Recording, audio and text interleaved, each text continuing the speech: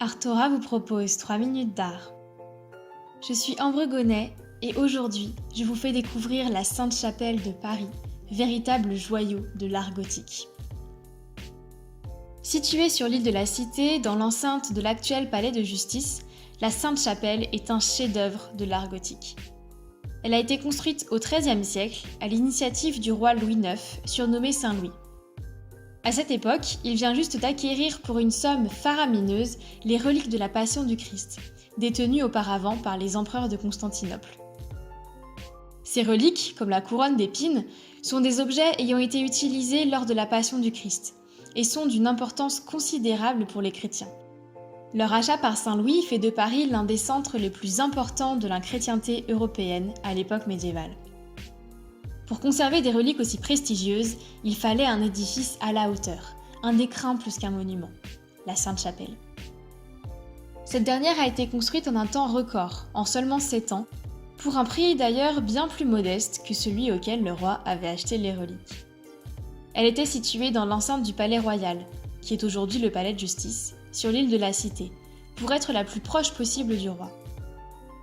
D'ailleurs, une partie de la chapelle lui était exclusivement réservée.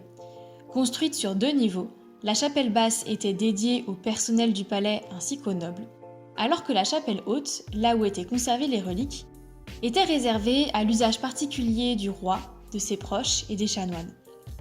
Aujourd'hui, un escalier relie les 2 niveaux, mais à l'époque, le bijou qu'était la chapelle haute n'était accessible que par ce qui est aujourd'hui un balcon relié au palais royal. La chapelle haute représente l'apogée de l'architecture gothique. Depuis son apparition à la basilique de Saint-Denis avec l'abbé Suger, les architectes gothiques cherchent sans cesse à battre des records afin d'évider au maximum les parois et laisser la part belle aux vitraux, et par conséquent à la lumière. Le pari est réussi à la Sainte-Chapelle, qui ne comporte pas moins de 750 mètres carrés de surface vitrée. Ces vitraux représentent plus d'1 millier de scènes de la Bible, contant l'histoire de l'humanité, de sa création jusqu'à sa rédemption par le Christ. L'ensemble, complété par les sculptures, est saisissant et baigne la chapelle dans une ambiance lumineuse et colorée, donnant l'impression aux visiteurs d'accéder à la Jérusalem céleste. Au fil des siècles, le palais royal de la Cité est déserté au profit du palais du Louvre ou du château de Versailles.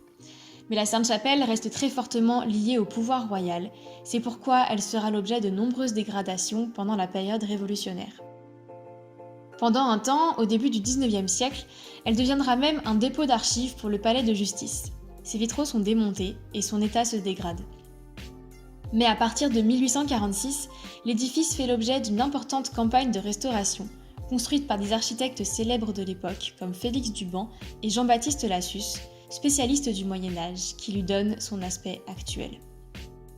Aujourd'hui visitée chaque année par plus d'1 million de visiteurs, elle est devenue un élément incontournable de toute visite sur l'île de la Cité et reste l'un des joyaux architecturaux de la capitale française.